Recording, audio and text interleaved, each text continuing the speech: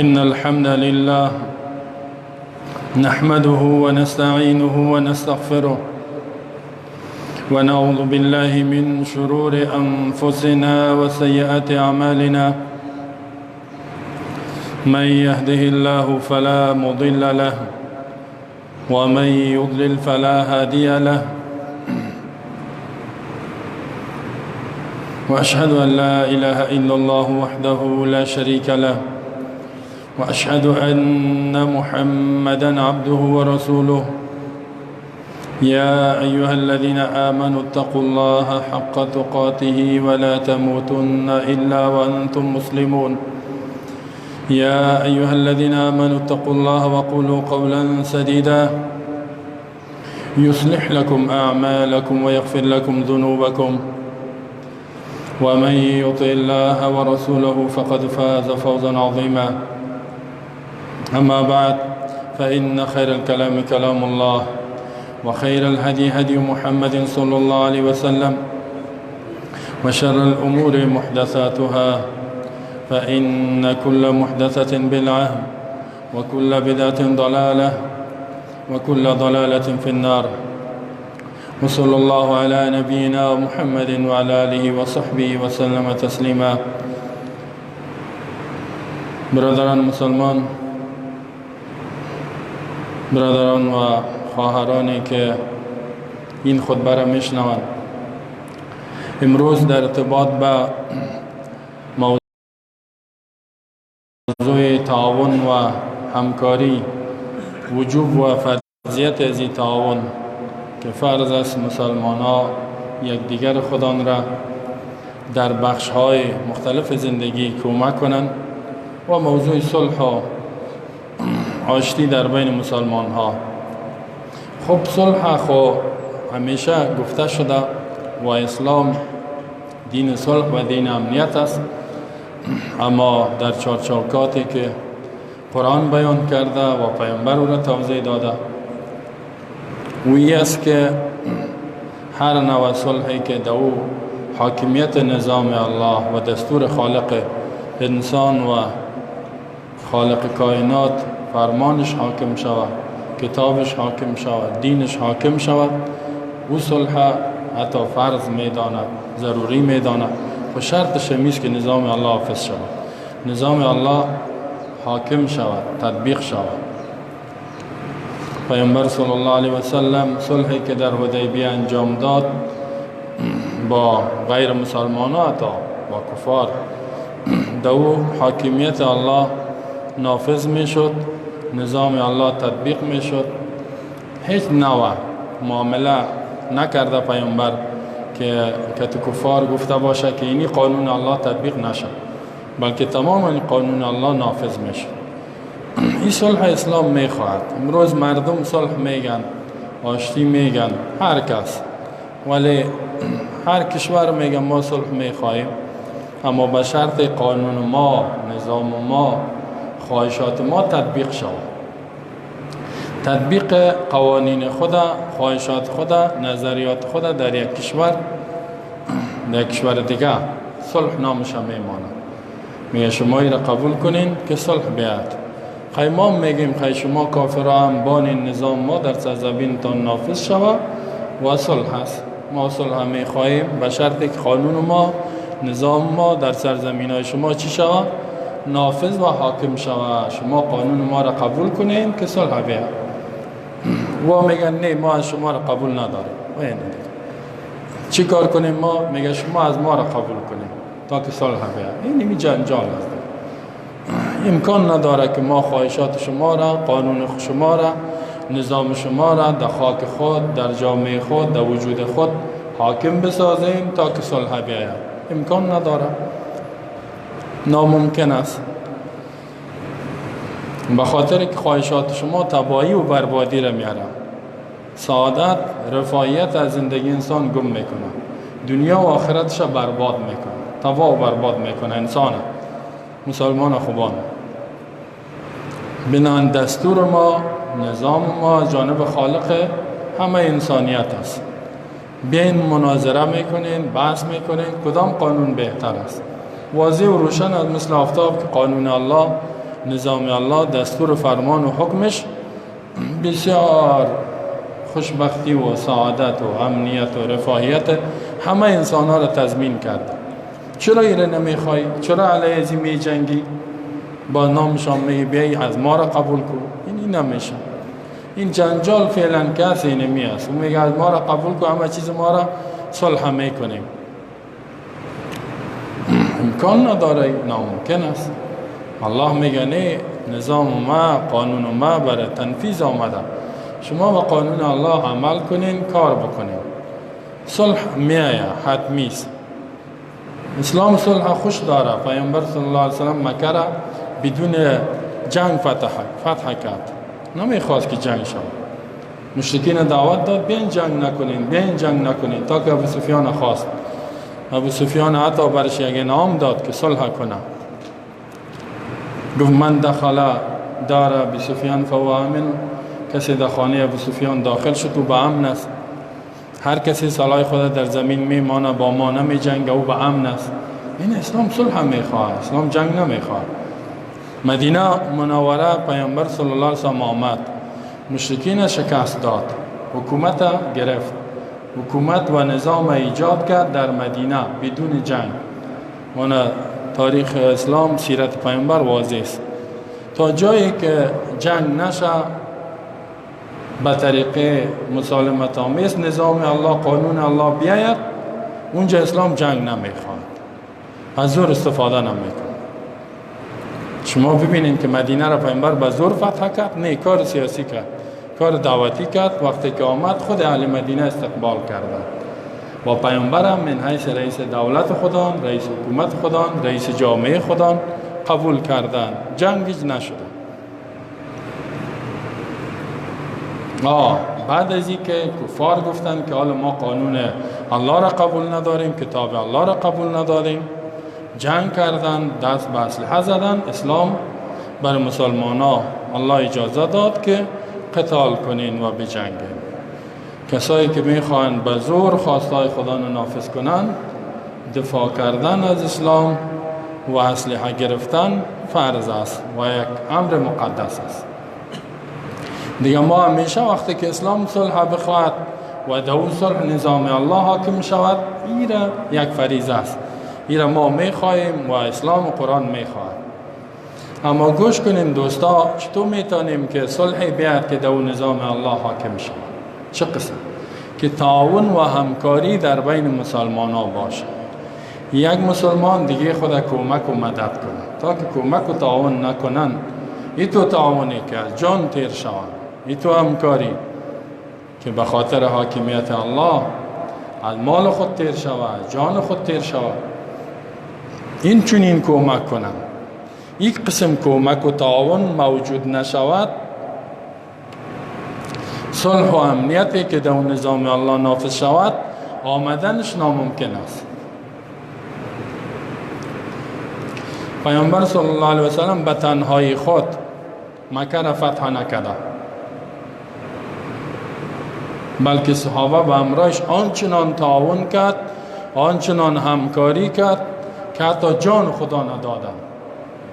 شما در جنگ احد و سیرت پیامبر واضح است که صحابه تیر با بالایش پیامبر می آمد، سینه خدا را پیش میکرد، دستای خدا پیش میکرد. طلحه رضی الله عنه را ببینیم چه قسم بود، علی رضی الله عنه. یعنی پیامبر با وجود خود حمایه کردن، من حیث یک چهار دیوالی قرار گرفتن در برابر شمشیرها و تیرهای دشمن. پیامبر در مدینه چه قسم آمد؟ تو نشده که به زور خود بیاد. اهل مدینه آنچنان بیعت عقبه دوم چی را میگه؟ شما برای شما واضح و روشن است که گفتن که ما قسمی از تو دفاع میکنیم ای رسول الله، مثل که از اولادای خود، از خانمهای خود و جان خود دفاع میکنیم. تا که اولاد ما زنده است، خانمهای ما زنده است، تو هم با همراه خانم اولادت زنده است. هر وقت گناه از بین رفت، باز ما از بین رفتیم، بعد از اون باز مصیبت سر تو میاد. تو پیامبر تعاون کردن، همکاری کردن. پیامبر رئیس یک دعوت است، درس یک جامعه است، یک عالمی است که از جانب الله فرستاده شده، مردم دعوت میده و مردم قربانی داد. حال سر یک مسلمان مصیبت میاد کلگی میگریزه، هیچ پرسانش نمیکنه، نامش نمیگیره که می چیه سرش کی مصیبت آمده نه آمده. خب میبینه که می یک آدم خوب است، نامش نمیگیره. از ما و شما مسلمان ها را میگیم کلشان، نامش پرسان نمیکنه. سرش مصیبت آمد هیچ تیر خدا میاره، خبرداری سر فلانی یک مصیبت آمده؟ نه والا، کی میگه؟ خوب خبر داره. دیگه این قسم کاری که ما شما میکنیم علالب آو خدا پفکو چفکو دور دور بگریست، به این قسمی نمیشه، به یک بزدلی و به یک بیغیرتی نمیشه. باز میگیم که ما با منهج سلف صحابه روان هستیم. آسان نیست صحابه وار زندگی کردن. مثل صحابه زندگی کردن این نیست که در زندگی شخصی خود مصروف باش، حتی با بالای یک استادت یا کسی که سالها برات اسلام رسانده مصیبت میاد باید پرسان شام نکن. هر نوع همکاری میتونه، هیچ همکاری هم نکن. باید بگو دین الله نافذ شوه و دین الله حاکم شوه و خدایا رحم کن. الله میگه من این قسم رحم نمیکنم.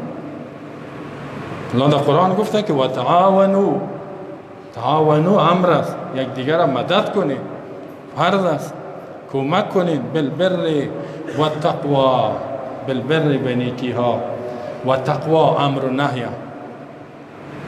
ولا تعاونوا على الاثم والعدوان. یک دیگر ای مسلمانای دنیا و جهان، ای مردا و زنها، کلش میگه مدد نکنین به گناه و تجاوز. این میال مسلمان ها اکثریتش یک دیگه خدا به گناه و تجاوز کمک میکنه که ریشه اسلام که از بین بردگی است. خود مسلمان ها تاور گرفته در ریشه خود زده رایست، به ناحق یک دیگر کمک میکنه. نامش قهرمانی و چی ناما سر خود میمانه. الله میگه تو مسلمان یک دیگه تونه مدد کنین. واتقوا الله، بعد از این از الله بترسین، بزدلی نکنین. ان الله شدید العقاب، الله سخت عذاب دهنده است. اگر تعاون نکردی الله جزای تو را میده در هر جایی که هستی. کلتان یکی در آخر دیگه از بین میره. راستی هم همینطور است. اگر تعاون نکنیم یک دیگه خود هلاک میکنیم، دین خدا، دعوت خدا، ایمان خود را از بین میبریم. و تعاونوا علی البر والتقوى ولا تعاونوا علی الاثم والعدوان واتقوا الله ان الله شدید العقاب. سوره مائده آیت 2. تعاون در بین مسلمان ها بخش های زیادی داره. یکی در رسانیدن عقیده توحید. الله اینجا میگه و تعاونوا علی البر، باز در سوره بقره میفرماید که لیس البر ان تولوا وجوهکم قبل المشرق والمغرب ولكن البر من آمن بالله واليوم الآخر والملائكة والكتاب والنبيين وآتى المال على حبه ذوي القربى واليتامى. اینجا بر چیست؟ من آمن بالله، ایمان با الله، عقیده توحید، رد شرک، نفرت از کفر و شرک. اینه در نشر توحید، در نشر ایمان، در حاکمیت توحید الله یک دیگر کمک کردن. همین قسم تعاون در قضای حاجت ها، پورا کردن حاجتمندی، نیاز یک دیگر. یک مسلمان به یک مصیبت روبرو میشه، یک انسان نمیتونه کل مشکلات حل کنه، کل کارها را پیش ببره. باید مسلمان ها جمع شوند و یک دیگه خدا را کمک بکنن و مدد بکنن. زیرا تعاون کردن سبب الفت و محبت و قوت و یک پارچگی و یک بنای فولادی است که مسلمان ها من حیث یک تعمیر فولادی جور میشن و شرطی که دیگه خدا نه مدد بکنن. الله متعال در قرآن اکثر انجام احکام جمعی بیان میکنه. حتی عبادات از ما شما چرا در نماز میخوانیم ایاک نعبد و ایاک نستعین؟ ایاک فقط تو را یا الله نعبد و عبادت میکنیم، اطاعت میکنیم، جمعی است، عبادت هم جمعی است. نمازهای جمعه چرا کل مسلمان ها تا چندین مسجد باید یک جای شوند؟ بیاین اینجا تعاون خدا نه، همکاری خدا نه، یک پارچه بودن و یک وجود بودن خدا نه نشان بده. جماعت های 5 وقته چرا است؟ نماز عید چرا امیر مسلمان ها باید بلک ها نفر باید در نماز عید باشه و این نشان بدن که یک وجود هستند، یک پیکر هستند. و ایاک نستعین و فقط از تو مدد میخواهیم، یعنی جمعی مدد میخواهیم. و اعتصموا بحبل الله جمیعا، سعی کنید چنگ بزنین بحبل الله، به دین الله که مثل یک ریسمان محکم است، به کتاب الله جمیعا همگیتان، یعنی به صورت جمعی. اینطور نیست که یک نفر کار کنید. ولا تفرقوا، متفرق نشید. اینطور نیست که هر کدامتان جدا جدا کارهای دین پیش ببرین، تو دوجا و دوجا عبادت ها را فردی انجام بده، تنها نه، جمیعا. واذکروا نعمت الله علیکم اذ کنتم اعداء، یاد کنین نعمت های الله را وقتی که شما دشمنا بودین. فالف بین قلوبکم، الله محبت ایجاد کرد در بین قلب هایتان. فالف بین قلوبکم فاصبحتم بنعمته اخوانا، گردیدین به سبب نعمت الله برادر، یعنی برادر شدین. به سبب چی؟ نعمت الله. نعمت الله چی است؟ کتاب الله، دین الله، نبی الله. ای آمد شما چی شدین؟ برادر. برادر چی معنا؟ یک وجود شدین، یک پیکر شدین. سابق در بینتون دشمنی بود، واقعا در مدینه اوس و خزرج و بنو نذیر و بنو اقوام قبایل بود. اسلام که آمد کلش یک وجود شد، یک پیکر شد. چیستی مسلمان؟ فقط مؤمن، تابعدار و حکم الله و رسولش هست. اینجا هم سعی کنید دینداریتان باید جمعی باشد، با تعاون باشد، با همکاری باشد. تعاون کردن و همکاری کردن، کمک کردن یک مسلمان دیگه خدا، مرد و زن و خواهر و برادر ایمانی، این بسیار فواید داره. یکی است که انسان به هدف میرسه، به اون هدف مقدس که تطبیق نظام الله است، به اون هدف خود میرسه. زیرا وقتی که الله متعال در قرآن نمونه‌های زیاد است. موسی علیه السلام گفت برو به طرف فرعون، اذهب الی فرعون انه طغی، که یاغی و باغی شده فرعون پادشاه مصر. یا طغیان فرعون چی بود؟ نظام الله، دستور الله، حکم الله را قبول نداره، خواهشات خود سر مردم تطبیق کرده، قوانین خدا. اذهب. موسی علیه السلام میفهمید که به تنهایی نمیتونه. چی گفت؟ گفت رب اشرح لی صدری و یسر لی امری واحلل عقدة من لسانی یفقهوا قولی. بعد از اون میگه واجعل لی وزیرا من اهلی، یا الله سینه مرا باز کن. سینه ما باز با چی بکو؟ با این که مشکلات که میامه باید مثل کوه وار استادگی کنم. یعنی در قلبم استقامت و پایداری را نصیب کن. قلب های بزدل، دل های بزدل، اینا نمیتونن که در برابر یک پادشاه ظالم بخیزه گپ بزنه، زبان خودش رو بده. رب اشرح لی صدری و یسر لی امری. کار دعوت سخت است، یک ظالم برش حق بیان کردن. کار آسان کنی تو یا الله، آسان. هر کار پیش الله آسان است. الله میگه دوباره شما را زنده کردن، مدد کردن، این ذلک علی الله یسیر، به الله آسان است. واحلل عقدة من لسانی، گره زبان مرا باز کن، زبانش کم لک نداشت. یفقهوا قولی، تا که گپای مرا بفهمن. بعد میگه واجعل لی وزیرا، تعیین کو از برای ما یک معاون. وزیر چی را میگم؟ معاون، همکار. من اهلی، از خانواده ما. اهلش سرش اطمینان داشت، یعنی کسی که مرا کمک کنه.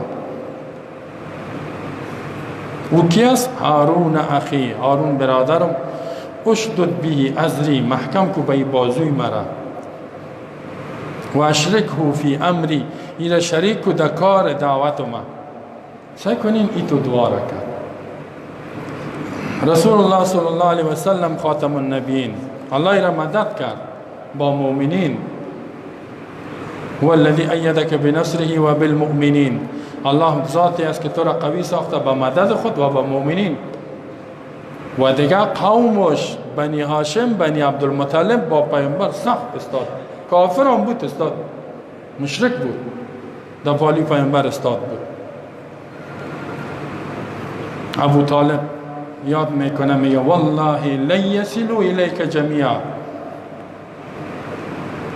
والله لیصلوا الیک بجمعهم، قسم به الله هرگز اینا به تو ضرر رسانده نمیتونن با کل جماعتشان،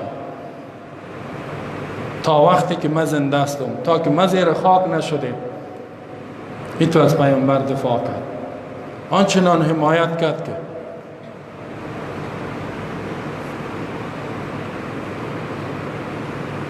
ابراهیم علیه السلام در مکه آمد، چیزی وجود نداشت، بیت الله هم تخریب شده بود. اولین مسجدی که الله را برای عبادت و برای یاد الله و عبادت الله به طریقه توحید جور کرده بود.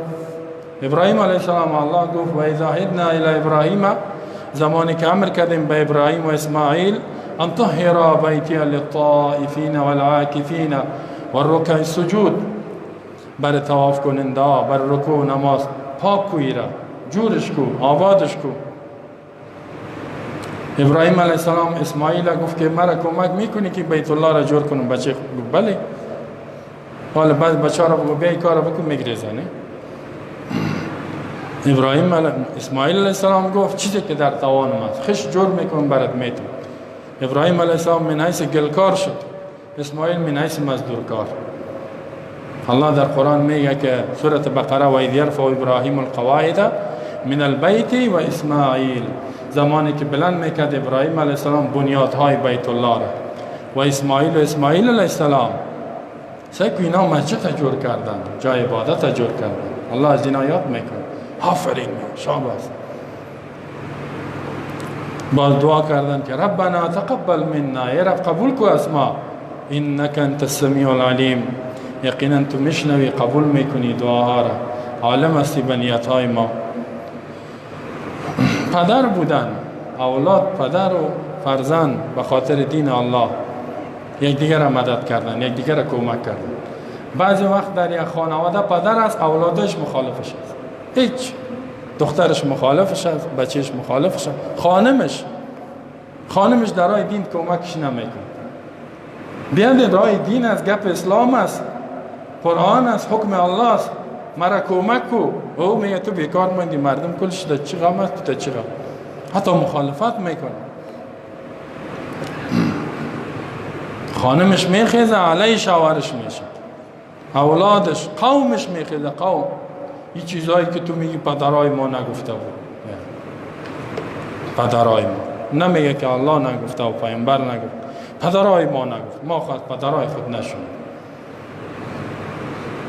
در رواج ما نیست، در عرف ما نیست، در عنعنات ما نیست. عوضی که سکوت کنه علیت میشه، علیت. از این فهمیده میشه که مشرکین مکه غیرتی بودن، هم غیرت قومیت خداشت، غیرت ایمان نداشت، غیرت قومیت.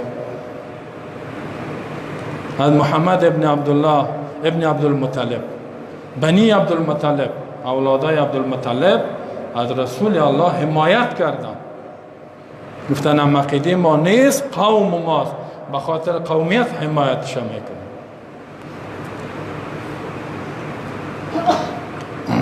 حمایت حق به هر قسمی که باشه، الله او را یک نعمت میته مقدمه. کافر هم باشه یک تخفیف در عذابش میاد. 10 سال ابو طالب پیامبر کمک کرد در راه دعوت و دین. پیامبر صلی الله علیه و سلم میگه که سر جان کندن بود، آمد گفت یک بار کلمه را بخوان، که من گفت بحث میکنم که الله بر نجاتت. اما ابو جهل و ظالمای مکه نماندندش، غیرت قومی گرفتش، کلمه را نخوان. پیامبر صلی الله علیه و سلم میگه که تخفیف ترین عذاب، کمترین عذاب برای ابو طالب است در روز قیامت، به خاطر که 10 سال ما را کمک کرد. اما چون که ایمان نداره، عقیده توحید نداره، از آتش نجات نمیافه. اما میگه یک جور چبلق و بوت آتشی برش داده میشه در روز قیامت، که تی چبلق و بوت آتشی مغزش میجوشه، مغزش دائم می عذابش. هر قدر گناه و کفر زیاد میشه، اما قدر جزا و سزای زیاد است. زیرا الله در قرآن میگه ولکل درجات مما عملوا، برای هر مجرم جنایتکار مرتبه هاست به سبب اعمالی که انجام داده. هر مؤمن صالح هم بر سبب اعمال نیکش درجات داره، مرتبه داره. هر قدر عمل زیبا بود، خوب بود، همان قدر پیش الله مرتبه داره.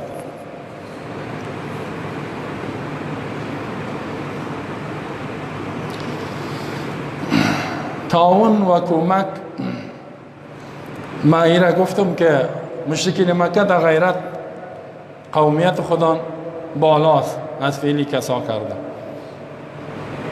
حال مسلمان ها خوب میفهمند که همی حق است، همی دین، همی منهج، همی قرآن، همی سنت. اگر سر یکشان یک مشکل میاد، دیگه شان هیچ کمک نمیکنه. آره یک گوش خود لیاف جور میکنه، دیگه خودش توشک جور میکنه. نمیگه که به می برادر ما مصیبت رسید، من چی خدمت کنم، چی میتونم کده؟ خدمت بدن است، دست است، مالی است، چی کار است؟ الله از ما شما پرسان میکنه در این بخش. میگه من تو را گفته بودم که تعاون کنین یک دیگر، تو چی کار کردی؟ از ذوالقرنین الله خبر میده، یسألونک عن ذوالقرنین.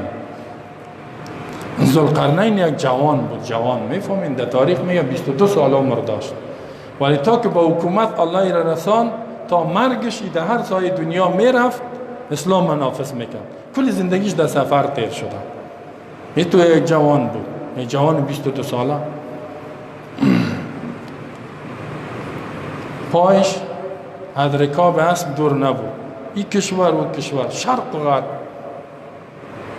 هر جایی که میرفت اسلام قبول داره نداره، در کل دنیا اسلام نافذ کرد.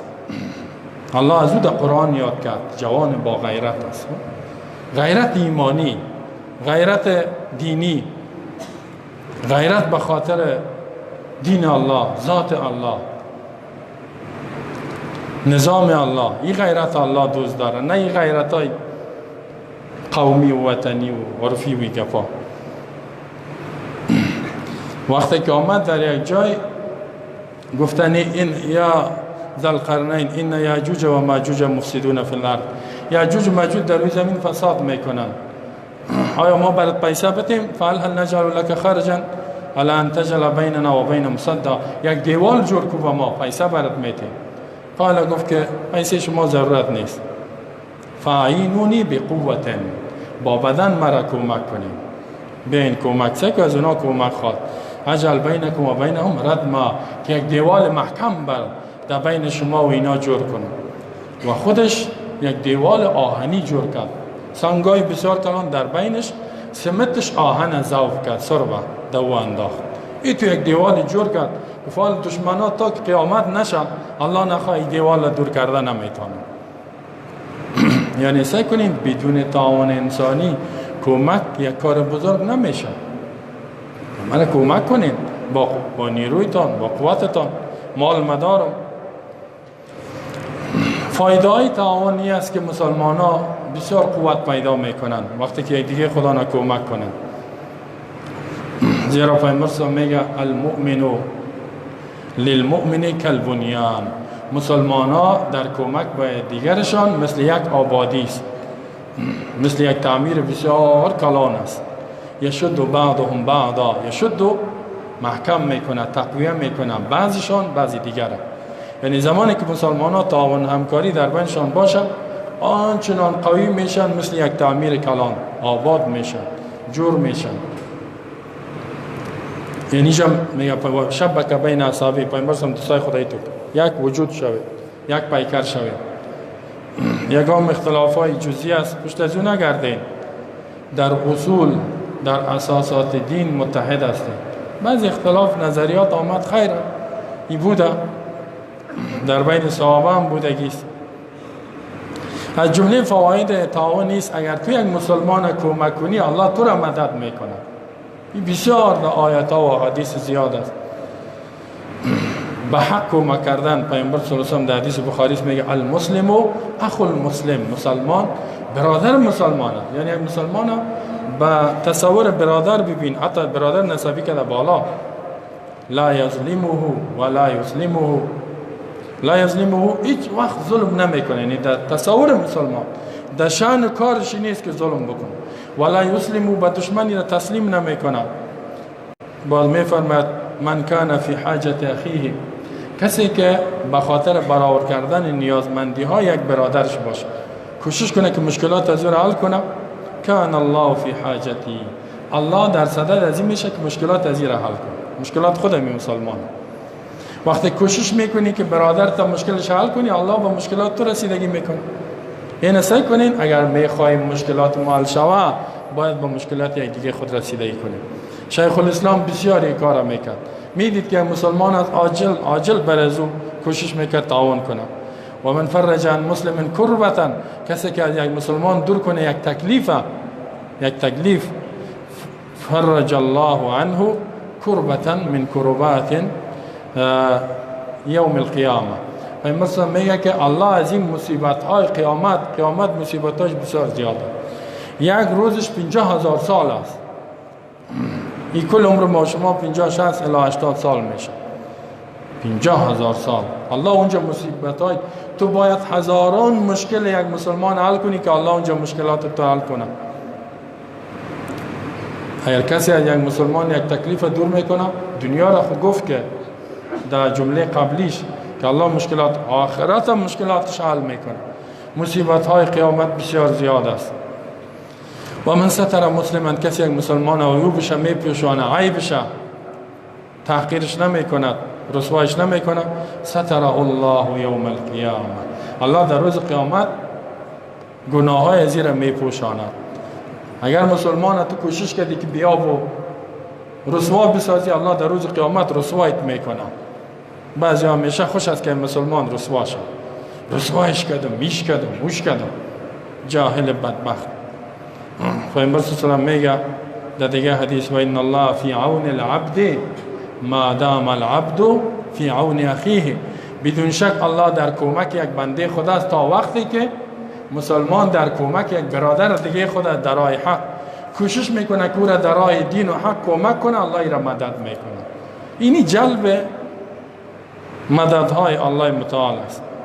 حتی از فواید و برتریت های تعاونی است که پیامبر صلی الله علیه و آله میگه اگر ظالم هم است برادرت کمکش کو، اگر مظلوم هم است. یک حدیث صحیح است، گفت انصر اخاک ظالما او مظلوما، برادرت مدد کو. حدیث در بخاری است. پیامبر گفت اگر ظالم هم است کمکش کو، اگر مظلوم هم است. صحابه گفتن ننصره مظلوما، برادری که مظلوم باشه این را خود کمک میکنیم. یعنی فطرت صحابه بود. و مظلوم چی میکردن؟ کمک میکردن. ما و شما از مظلوم فرار میکنیم. نه برو، بعد میگیم صحابه گونه زندگی میکنیم. گو ما خود مظلوم هم میکنیم کمک، فکیف ننصر ظالما، ظالم چه قسم کمک کنیم؟ یعنی او میفهمیدن که کمک ظالم خود حرام از گناه است. پیامبر صلی الله علیه و سلم برشان گفت تمنعه من الظلم، ظالم مانع شو از ظلمش، و ذلک نصرک ایاه، این مدد تو است برای از او. ظالم از ظلمش چی شو؟ مانع شو، نمان در ظلمش همکاری نکنش. در این روز مسلمان ها میفهمه که اینمی ظالم آدم کش است، میکشه مسلمان، میره کمکش میکنه. نامش مانده این و آن، قهرمان شدیم، این شدیم، او شدیم. جوابی کمک ها و همکاری های ظالمانه تمیدی. الله در قرآن میگه لا تحسبن الله غافلا عما يعمل الظالمون، گمان نکنین که الله بیخبر است از دو اعمالی که ظالما انجام میده. انما یؤخرهم، الله اینا را مهلت میده، مهلت وقت میده. در دنیا میتونه جزا بده، نمیده. به کدام روز؟ لیوم، برای او روزی تشخص فیه الابصار، که چشما بیرون برآمدگی میباشه. چشما اینطوره، سر خدا پایین کردن نمیده. این تو روز است. ما و شما یکم دفعه تو مصیبت بیاد، چشمای ما تو بالا بانه. تو مصیبت در زندگی ما نامده تا بالا. چشمای تو دعوا میباشه. الله میگه او روز ما که تزیه و میفهمون کسایی که ظالم است و کسایی که ظالم کمک میکنه. فرعون یک ظالم بود، کسایی رو که او را مدد کرد. الله میگه ان فرعون و هامان و جنودهما کانوا خاطئین. فرعون، هامان، لشکریانش خطاکار بودن. فاستخف قومه، فرعون سخنرانی کرد، می قوم خدا بیعقل ساخت. فاطاعوه، اطاعتش کردن. انهم کانوا قوما فاسقین. الله میگه ای قوم فاسق، نافرمان، بدبخت بود. در روز قیامت الله تو را نمیگه که چرا تو را خیر است تو نفهمیدی، برو زنده باد والا مرده باد، حالی که می زنده باد فلانی خان. از این زنده بادهای سخت پرسان میشی. ناحق زنده باد گفتن، مرده باد فلانی خان. کسی که مستحق زنده باد است او را مرده باد میگه، مرگ او را میگه. از این چیزای سوال میشی. سوال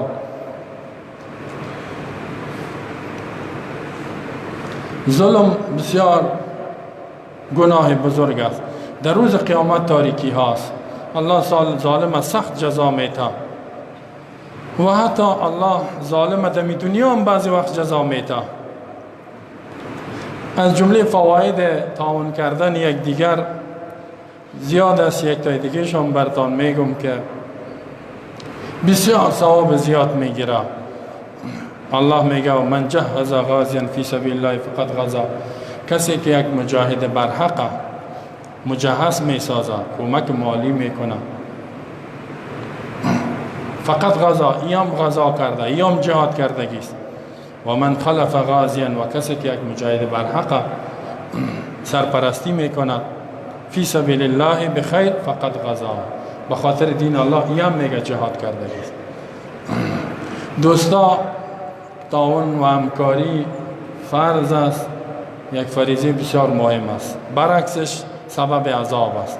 در الله گفت و تعاونوا علی البر والتقوى ولا تعاونوا علی الاثم والعدوان واتقوا الله ان الله شدید العقاب. سخت عذاب میده کسایی که به حق تعاون نمیکنند، یک دیگر را کمک نمیکنند، به ناحق یک دیگر را کمک میکنند. الله میگه عذاب ما سخت است. ما و شما مسلمان ها، تمام مسلمان های جهان بر حق و به دین الله و به نظام الله دیگر تا که توان داریم باید مدد کنیم، کمک کنیم. به یک مسلمان، به یک برادر مشکل میرسه به او رسیدگی کنیم، در راه دین الله دیگر مدد کنیم و به این محکم استوار باشیم. اگر که در این را جان خدا دست میتیم، مال خدا، بسیار چیزا را باید دست بتیم، من حیث یک وجود، یک پیکر و یک تعمیر بسیار فولادی محکم باشیم. در این باره سستی نکنیم. با امی جامعه بسیار قوی، تعاون بسیار قوی، دین الله و نظام الله در دنیا حاکم میشه. در این بخش غفلت نکنیم. مسائلش بسیار زیاد بود. من چند بخش براتون گفتم که انبیاء علیه السلام که دین الله توسط از اونا الله نصرت کرد، با کمک بوده. بعض وقت غیر مسلمان ها کمک کرده، بعض وقت مؤمنین. یعنی الله دین خود را توسط انسان ها کمک و مدد میکند و پیش میبرد. و اگر ما و شما در کاروان تعاون با یک دیگر همکاری نکنیم، در راه دین الله و به مشکلات یک دیگه خود نرسیم، الله کسایی را پیدا میکنه که او کار میکنه، اما ما و شما از اعمال خود جوابگو میباشیم. الله بر ما شما توفیق عمل به این فریضه نصیب کنه. بارك الله لي ولكم في القرآن العظيم ونفعني وإياكم بالآيات والذكر الحكيم إنه تعالى جواد كريم ملك بر ورب رؤوف رحيم